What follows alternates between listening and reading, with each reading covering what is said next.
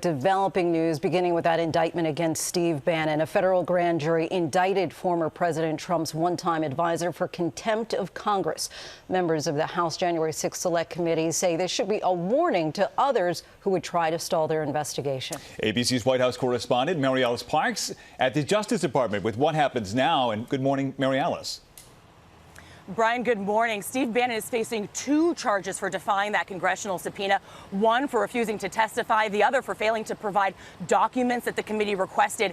And of course, his case is now raising questions about what will happen to the other allies of former President Trump, who at this point are also refusing to cooperate.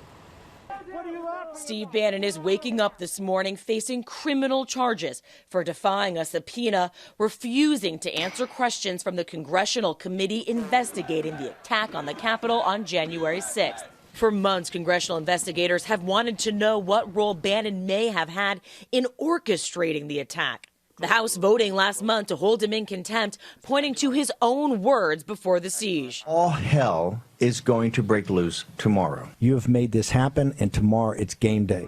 Bannon has suggested he should be shielded by executive privilege, a president's right to have confidential communication. But in announcing these charges, the Department of Justice made specific reference to the fact that Bannon had been a private citizen for years, since he left the White House staff in 2017, arguing there's no reason he should be able to ignore Congress. The Select Committee writing that the charges should send a clear message to others, saying no one is above the law. We will not hesitate to use the tools at our disposal to get the information we need. Attorney General Merrick Garland, under pressure to keep decisions above the political fray, talked about the case last month. The Department of Justice will do what it always does in such circumstances. It will apply the facts and the law and make a decision consistent with the principles of prosecution. The big question now, what about others?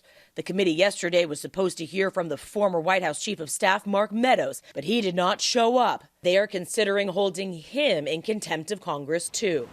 Now, Steve Bannon is expected to surrender to law enforcement Monday and appear in court later that afternoon. If found guilty, he could face up to 2 years in prison with plus fines. All right, Mary Alice, thank you. Well, hey there, GMA fans. Robin Roberts here. Thanks for checking out our YouTube channel. Lots of great stuff here. So go on, click the subscribe button right over here to get more of awesome videos and content from GMA every day, anytime. We thank you for watching, and we'll see you in the morning on GMA.